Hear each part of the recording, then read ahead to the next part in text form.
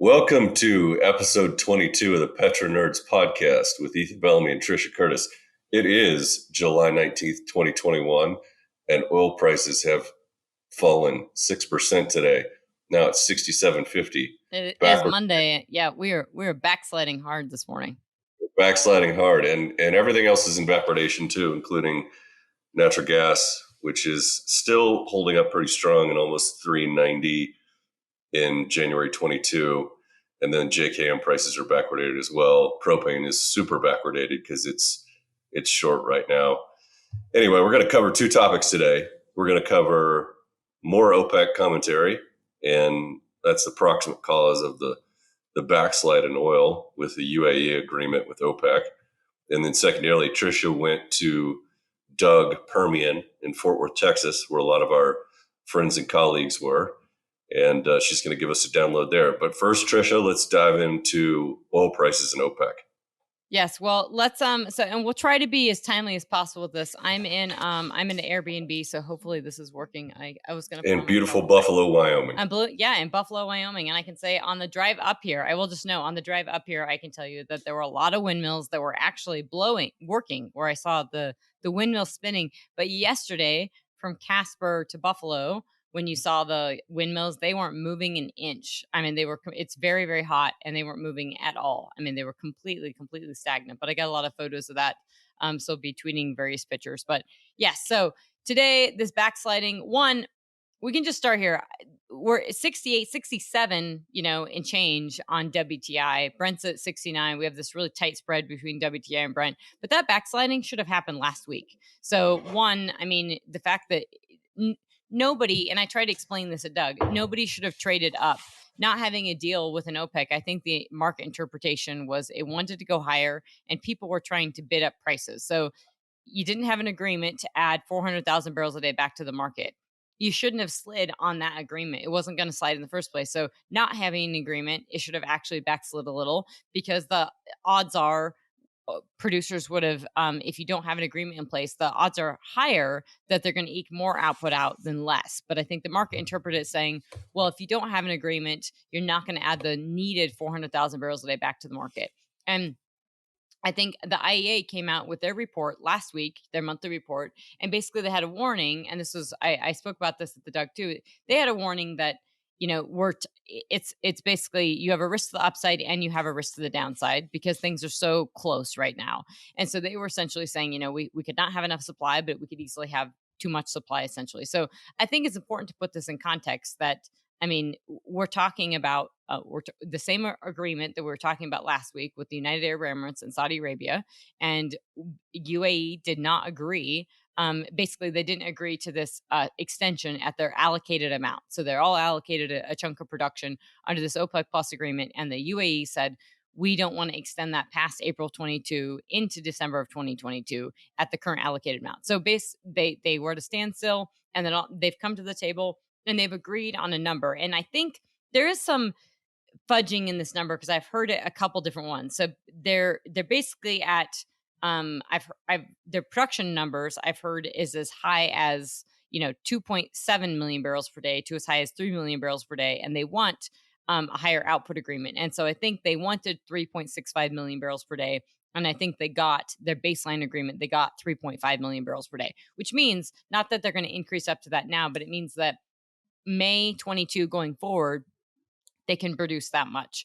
And the market might be reacting this a little more intelligently than I'm giving credit for, because if the UAE and Saudi Arabia are allowing, the UAE to increase their allocation by, 500,000 barrels per day, the odds are that other countries are going to want this too. And whether or not they want it or not, or they fully agree to it, production's going to be eking up. Thoughts, feelings, Ethan? So I guess the question is the market reading that as, okay, the UAE pushed and they got what they want. So does that therefore mean when that comes up for other producers that they're likely to bend and flex towards more supply as well? Number one. And then, number two, if same scenario, but does that imply more cheating?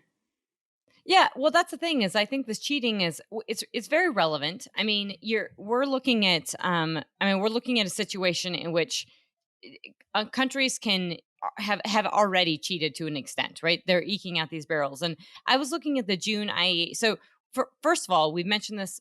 Uh, I'll keep honing in on this and re-saying it, but just because you see a production figure, those often get revised. So I am seeing multiple numbers for production for OPEC producers from OPEC and IEA and other sources, and multiple numbers of the allocation. They're not all the same. So somebody's wrong, somebody's right, or it's somewhere in between. But the reality is that if you're off by 100,000 barrels a day on every country, this is a few 100,000 barrels a day in the market. That's can have meaningful ramifications. So as of June, the IEA numbers for Iraq were 3.9. And I've seen just the numbers I saw were basically Iraq was over 4 million barrels per day. Iran, like the market's also really, this baked in bullishness on Iran was that, well, we won't have a deal. We don't have a deal yet on a nuclear agreement. We talked about this in the last podcast. We talked about a bunch of them, that they don't have the agreement. So the market and traders are baking that in as positive. I think the market wants to be bullish. I think traders wanted to take this higher, and it's not just this, right? I'll get back to these numbers in a second. It is the COVID fears. There's a lot of worries that the UK was basically supposed to have their opening day yesterday, and it was supposed to be Freedom Day. And there's a lot of controversy going on in the UK because they have the Delta variant supposedly raging everywhere, and COVID cases are going up. They're not seeing the increased hospitalizations. They actually have 2/3 of the population has two jabs, has the vaccination. But there's a lot of controversy, I think, politically on how they're opening up. And I think one of the Boris Johnson's one of his guys in his cabinet, actually the health secretary, maybe him or someone else got COVID, didn't really have any symptoms. Boris Johnson did. Yeah. No, Boris Johnson's had it before, but Boris Johnson is being forced to basically quarantine. There's a lot of back and forth literally in the past 2 days of, are they opening up? Are they different rules? And so this Delta variant raging and different countries entering lockdown has got in, I think, in addition to the this OPEC agreement has got the market a little spooked. Doesn't mean that that's proper interpretation, and that it was probably oil prices went up too much on the back of no agreement. And the Iran thing is important because there is no agreement in place, but Iran has been increasing production regardless of no agreement in place. And just for perspective, Iran in 2018 was producing 3.6 million barrels per day. Iran in 2019 was producing 2.4 million barrels per day. And now in May of 2021, Iran was producing 2.5 million barrels per day and is probably a bit higher. So I think that, could Iran add a few 100,000 barrels a day output regardless of the agreement? Yes. And increasingly what I'm hearing from more and more people and more analysts is that they don't believe there's real spare capacity in the market. And last night, Amrita Sen with Energy Aspect, she was on Bloomberg about midnight last night, and she was saying that they're notably bullish. We've on the oil market in general, but she didn't think it was a big cause for alarm that they're adding 400,000 barrels a day output. I mean, that was what we agreed to. She's right there, that this shouldn't have been a big cause for alarm because this was supposed to happen 2 weeks ago. But she did, and she qualifies that there's a difference between your baseline and basically your quota and your allocation, and that these baseline allocations are not exactly quotas. In that regard, I think they're a little bit more fungible. So it's not like you have a production quota within OPEC, you're granted about a certain allotment. Iran is basically excluded from that because of the sanctions and everything. And you have countries like Nigeria and Libya that have been excluded from that as well. So those can go willy-nilly up or down, but everybody else is sort of given a quota. The problem is quotas only matter to the extent that folks comply with them. And we have had sort of extraordinary compliance within OPEC plus, during COVID and this recovering within COVID to recover oil prices. But to me, they're all numbers, and you have to actually hit them, and the market has to interpret it. So if the baselines for UE are going up and it's going through this deals through the end of the year, essentially they're going to add 400,000 barrels a day back to the market through the end of the year. And right now, I mean, it's still it's still 5, 0.5 to 5.8 million barrels a day and change that is being withheld from the market that does need to be added back. And I would say Michael Lynch, I saw him quoted, he's with the Energy Policy Research Foundation, which I'm also affiliated with as a non-resident fellow and formerly worked there. I mean, he kind of thinks the same way I do. At least he was echoed in a couple articles last night saying, look, that's a lot of spare capacity that does want to come back to the market. And when it does, the market has to absorb it. And demand's going up. It's not like demand looks bad. I mean, IEA said this, in the report, they said as of June, demand was, world supply was 95.6 million barrels a day and demand was 97 million barrels a day. And then you've seen it. I mean, the ranges for demand are ranging, all the way from recovering to over 100 million barrels a day before year end, and recovering well over that next year, which is why a lot of folks are calling for the shortfall.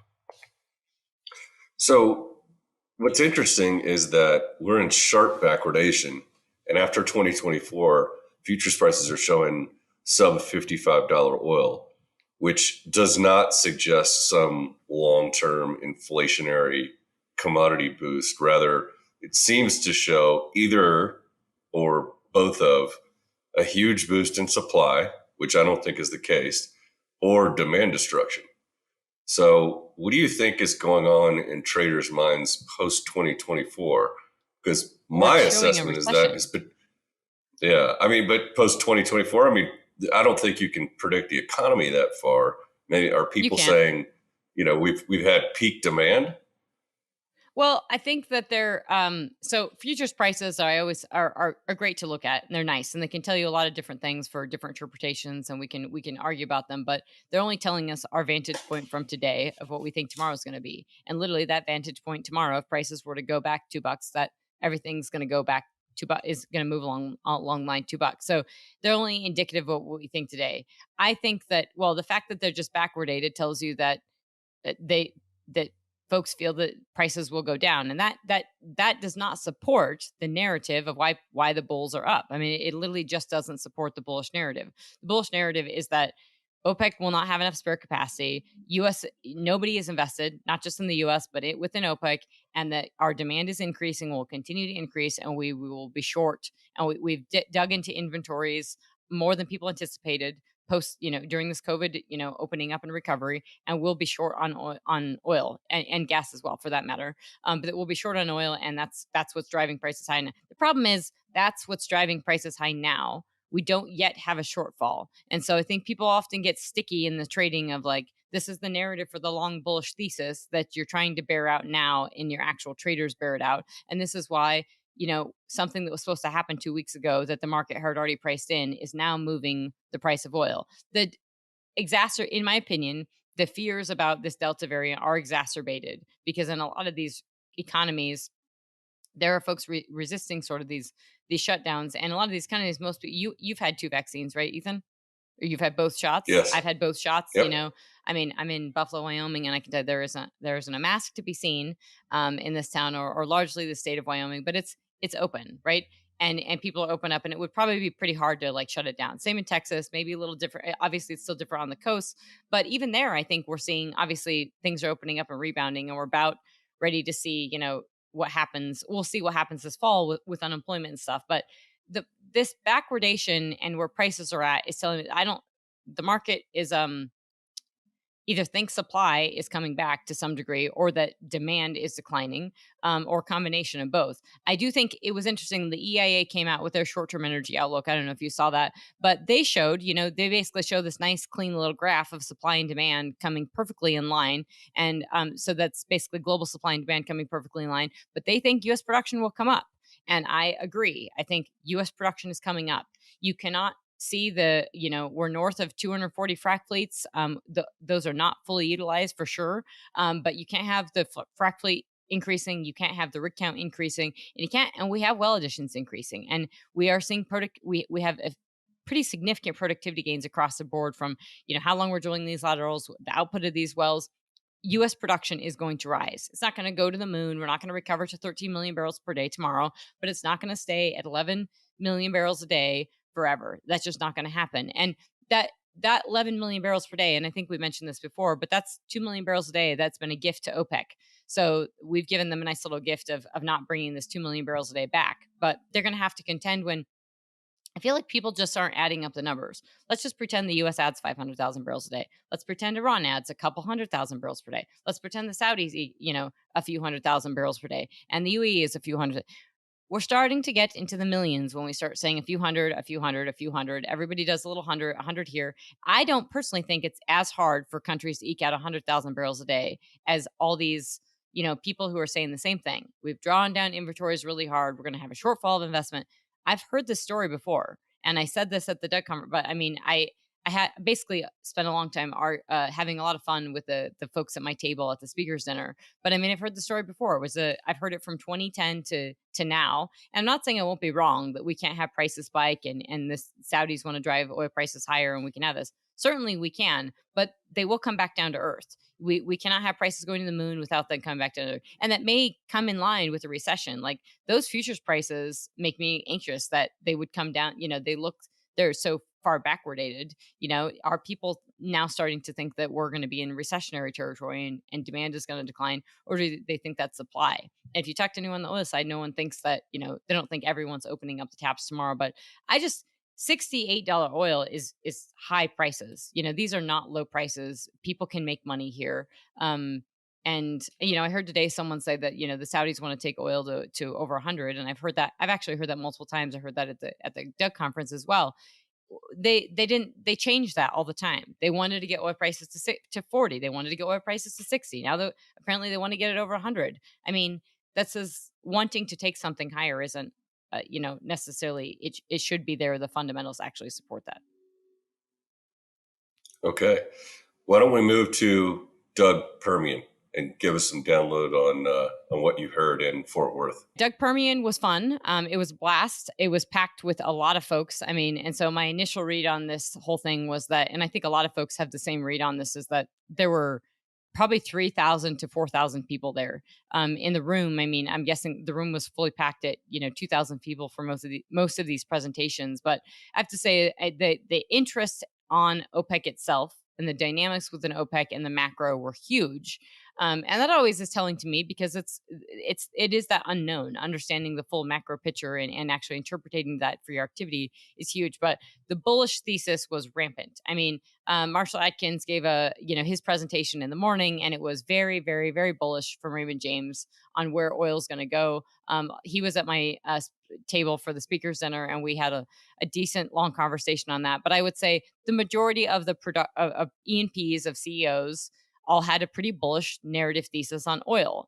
And they also had a very, I would say, a bullish narrative on their production and their outlook. And I don't mean bullish on price. I mean their bullishness on how well they're doing and how well they're doing in the business. And this is almost every, you didn't see a producer there that didn't say how well they were doing. And of course you have to say that, right? That you're not going to get up there and say you're doing poorly, but this is a reality. I mean, we're seeing this across the board. And I really do liken this back to 2014, when you go to a conference and it's packed with thousands of people and you got sand companies everywhere. I mean, this felt like I had lots of service companies and folks I was hanging out with that said, the quote was, "We're back." Like, I mean, it was the booths are packed, everybody's packed, people are drinking, and everybody's super excited. And part of that's like, this is the first time folks have been together in the industry in over a year. So, I mean, people are excited to be back together. But in terms of whether or not that equates to actual deal flow is different.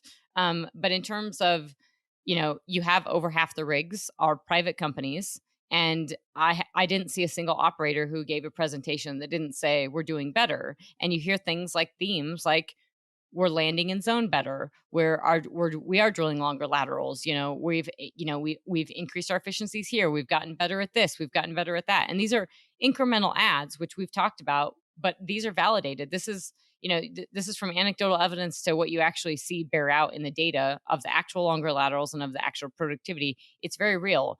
But what you increasingly hear with that is kind of this narrative of, we're doing great, it's awesome, but we have this very, very bullish thesis on oil.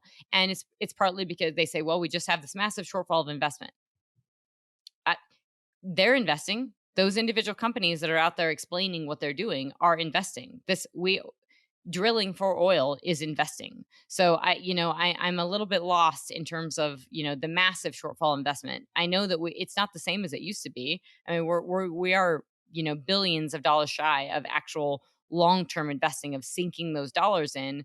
But I'm not quite sure we appreciate it's not massive supply response, but it's the activity response that maybe people don't interpret as long-term investing. If you're drilling, I'm calling that investing. You're spending money, you're putting a bit in the ground, and oil is going to come out eventually, whether it's a duck or not. So I think that the fact that the rig count continues to increase, that the frac fleet count is continuing to increase, is huge. The other thing I would note, and I mentioned this, but I am really fascinated, and I think you've look at the frac fleet count, but I'm fascinated that the frac fleet count, what I've heard is it's 13 to 15 frac fleets running in the Bakken. And we have, 8 as of last Baker Hughes, it was 18 rigs running in the Bakken. And that's probably closer to 20 now. But I mean, that means your frac fleet count and your spread between your frac fleets and your rig count is extremely narrow. And the reason for that is at least I'm being told we'll have to tease this out in the data to see if it bears fruit in the actual delayed data, but that these wells are being drilled, I'm being told, as quickly as 7 days. Now, that may be exacerbated, that may be a little bit exaggerated, but honestly, drilling a 10,000, good 10,000 foot lateral in 7 to 10 days is pretty huge. And that means you're drilling that well in a week. And so your frac crew has to come and frac that. And so obviously North Dakota and the Williston Basin, it's summer, the weather is good. You want to drill and complete as many wells as humanly possible while the weather is good. So things are going to be abnormally, seasonally high in over the summer, but it's still very impressive. What do you think that says about the duck count, the real duck count? Yeah. Do you think that tightening of the frac to? Yeah, I mean, and you brought this up before of looking, because I think you were telling me you're seeing on Bloomberg that sometimes that lags, but that duck count is ebbing and flowing, right? Your interpretation of that is it's sort of ebbing and flowing. I think, just that the rigs and the frac count are compressing. And I think that maybe the easy inventory that propped up 2020 and the first quarter of 2021 is now gone. So we actually need to drill new wells. Yeah. So I think you're right. I think that, I think the duck count is no longer, you can never, just like rigs and frac fleets, you cannot look at them the same way you did pre-COVID. You're not going to get the same, if you're looking at them and expecting the same result from your analytical mindset, it's probably not correct, because ducks are now a function of short, can be short inventory, can be long inventory. I mean, if you're looking at Exxon and you're looking at their 500, sub 500 ducks in the Permian, that's pretty real, but they are adding frac fleets pretty fast to drill through to hit their production targets. That's different, though, if I'm a private company like Endeavor or Crown Quest and I just, don't have a frac fleet running and I have a rig running and I continue to, that's just the timing of everything. And I bring that frac fleet back in a couple months and then my duck count happens to be higher. That's not necessarily the same type of ducks we would think about, during COVID or during a downturn where you're ramping that up. So it's a function of how fast you're completing. Oh, the other one of these big takeaways too, I'll notice, there is I mentioned this before, but I saw my friends Nomad Proppant there that are looking to do their the on-site sand stuff. But I think the sand, there was the last presentation, one of the last presentations on the second day was a panel of folks, and I would say that folks on the sand side and the water side are seeing this tightness, because tightness actually at the well, the demand in certain moments of time when people are fracking, because of these what we talked about twin,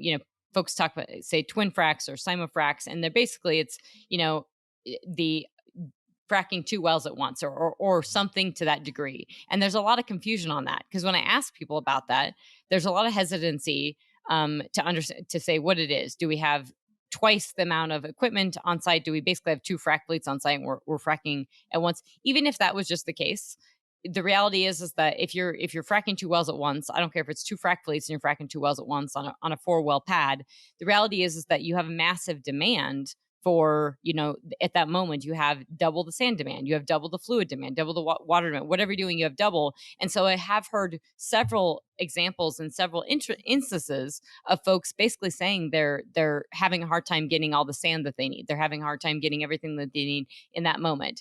And the reality is that more companies you basically need at least a 4 well pad to do a simul-frac, to do these, see these efficiencies. And so even if let's just pretend it's 2 full frac fleets and all the equipment, but you're putting those next to each other and you're fracking 2 wells at once. And the reality is it's not. It's a fraction of, it's something between 1 and 2 frac fleets, right? Probably the same people. And the reason this is a big deal is because it's probably not being perfectly quantified and qualified for that matter in terms of that frac fleet number. When we see 240 frac fleets, how many of those are doing the simul-fracs? And I've heard in North Dakota that it's a pretty high number. At least all of Halliburton's are doing it, and so folks are really excited if they're running. If they have a 4-well pad, they can basically do these simul-fracs. But it's the demand pull is tight, so we're seeing, I would say, exacerbated tightness on that. But when you talk to the sand and water guys, they're saying it's a pretty big deal because it's changing all the metrics and it's changing all the interpretations of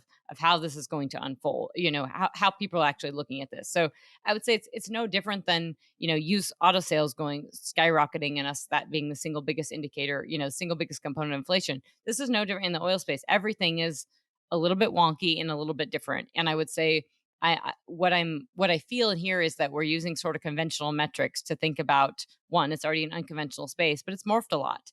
It morphed a lot during COVID. It morphed a lot with minus 37 WTI, and it's recovering in a way that is looks a little bit different. And I would truthfully, I think, honestly, from a resiliency perspective, I think productivity looks really good, and I think it's morphing in a way that probably isn't being fully understood or interpreted.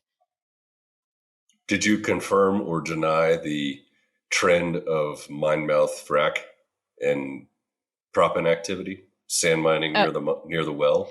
Yeah, so it was mentioned. I think it was mentioned in one of the. So the simul-frac stuff was that no one got into details on it. It was definitely mentioned multiple times. You heard it in several presentations where somebody would say twin fracs or simul-fracs or whatever, and they'd talk about the efficiencies or whatever. And then you definitely heard the demand on all the demand pull on sand and the fracking 2 wells at once. And then I did hear at least twice. The mining on location. And that's still, lots of folks are analyzing that and trying to interpret that and understand that of how real that is, and how well it works. And folks would say, well, does it have the geology? I think now that I've been to the Midland, and we talked about that in a couple previous podcasts of driving around and looking at that. I mean, you're literally scooping up sand on site. So I think the geology of the Permian Basin is pretty well suited for lots of this sand. On the geology is the geology, and it's just teasing it out. I do there is one issue with it, and is that you have to have the frac equipment to be pumping. If you're not drying the sand and then pumping it, so you have to have the right frac equipment to do this. That you're, look, I think the market will adapt. If you're not drying out the sand, you're saving all this money on location, but you have to have a big enough company. It has to be we're talking EOG, Exxon style, and not necessarily that, but a company that's going to mow down a specific area. I mean, outside of Midland, when we were driving outside of Midland, there's this huge area with just, tons of pump jacks, like very, very consolidating with one location. And I think that's an old RSP field that they basically just mowed down, and you need that. But if you think about that, if you're going to have 20, 30, 40, 50 wells pretty close together, it would make sense to mine your sand locally. And then you're not hauling it. You're not waiting on a truck driver. You're taking out a lot of the things that will cause you consternation when prices are going up, and when diesel prices are going up, and when you have lack of people, and you have all those things. And oh my gosh, did you hear that? Holy crap. There is a massive lack of people. I mean, we hear you hear that all day on the market. You're familiar with this, but like everybody knows, like in every industry, from come and go to the grocery store, to anywhere, you can't find, to the restaurant, you can't find people. And that if you've been out to dinner in Denver, that your wait is like an hour. I mean, nobody can find people. And in the oil industry, almost every single presentation, every single company talked about the inability to get enough people. And I think certainly on the service side, we're seeing that. And we're definitely starting to they're seeing. It'll be real interesting when the unemployment benefits run out and we see how that changes the labor supply. Yes. I mean, we're going to have these podcasts going to be great come September when we start seeing this roll off. And you've heard that. I mean, I think some states want to roll this off sooner. They're trying to roll this off sooner, but yeah, I don't think we're really going to feel reality until, you can give me your opinions, but I don't think we're probably going to feel reality till that is off. So what, September? And then it'll probably take a little time for folks to realize it. And maybe you start seeing a little sooner where people realize, hey, I have to have a job, and I'm going to have some income, and people start going back to work, and that will help. But I think from the service side, I mean, it's just the cost of diesel, diesel prices, oil prices are going up. And so diesel prices are going up. So that's all, yes, if you're trucking anything, the cost of that's going up from a diesel perspective, and then you're looking for a driver and you don't have all those drivers. So you're feeling that tightness. Yeah. So a couple of observations. We have a couple of big macroeconomic variables coming up. One is the end of the eviction moratorium, which ought to be really telling for the housing market, housing supply, as well as how many evictions actually happen. And so that is, I think, there are a lot of opinions on what's going to happen there, but we'll see. It's clearly a source of uncertainty. The second is, how do people handle the new Delta variant? And, I actually think that the weakness in the back of the board on crude oil is in part due to uncertainty around continuing lockdowns and the impact on global jet fuel demand, because that's still the one place we haven't seen things come back is international travel. And then the third, of course, is the unemployment benefits in the U.S. So I think those are all very salient. But I want to help us. I think I want to start a new segment. I didn't talk to you about this before. I want to put you on the spot. Week to week, we're going to do short-term commodity price forecasts. So, oh man, crude oil and natural gas. So this will be good. We'll sharpen our forecasting. So right now we're at 66.50. We're down 7.4% today on the August contract. We've slid like $1.50 since we've started recording. Yeah, it's not looking good. So 66.50. Where do you think WTI will be next week? The August contract. Well, this is ridiculous, because the reason is because look, people want to know. They want to know.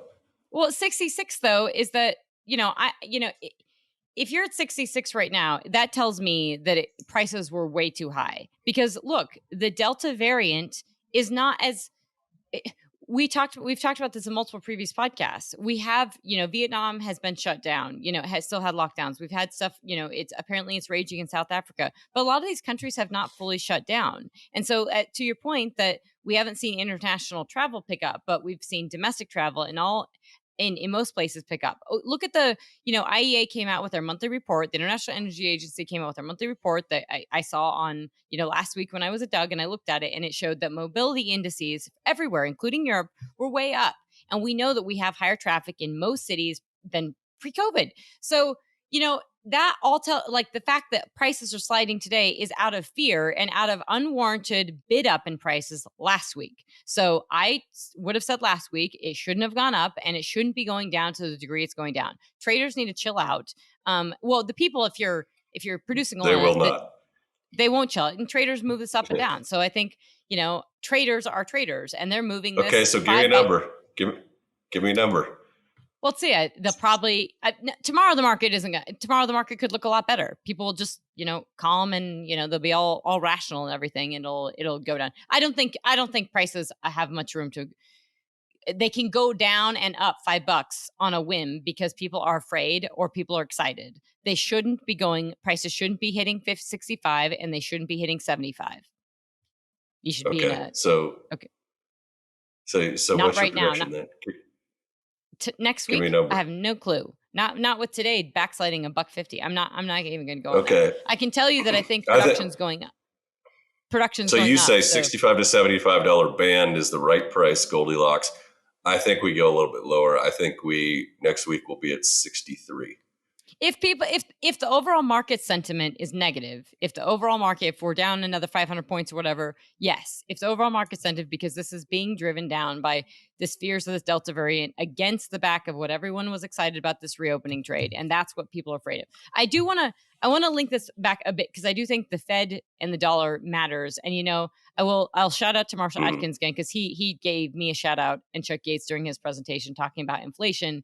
And, he put a nice chart up, and you'll see this on LinkedIn. If you're following LinkedIn, I think some folks put me up there, and Marshall as well. And I think, he basically just explained that his interpretation is no matter what, oil prices have to go higher based upon inflation, because the Fed adding $4 trillion in assets in 12 months, going from 4.2 to 12 trillion. And basically, everybody knows 25% of, all dollars printed have been printed in essentially the past year. So massive amount of dollar printing, and that all that money is sloshing around the global system.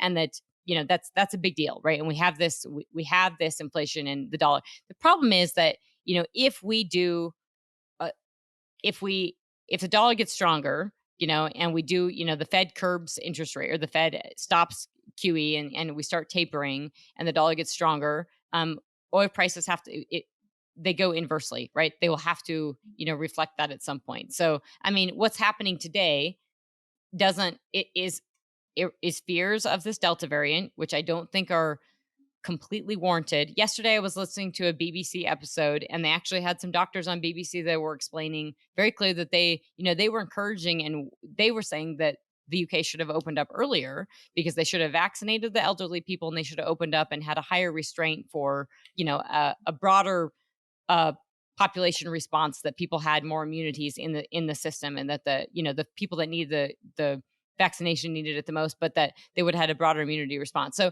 what I'm explaining is the interpretation of this is still all over the map. We're on our second year into this virus, and the interpretations still of it are extremely opaque and murky. And the market just responds such knee-jerk reactions. Was the opening trade, and then you have the Delta variant, and it's basically just another, the virus is still spreading and it's moving around, but a lot of people have vaccinations. And so I don't think the market's correctly responding. The market should be saying, I mean, are people actually going to shut down? Do you think in the US people are really going to accept a full lockdown like they did last year?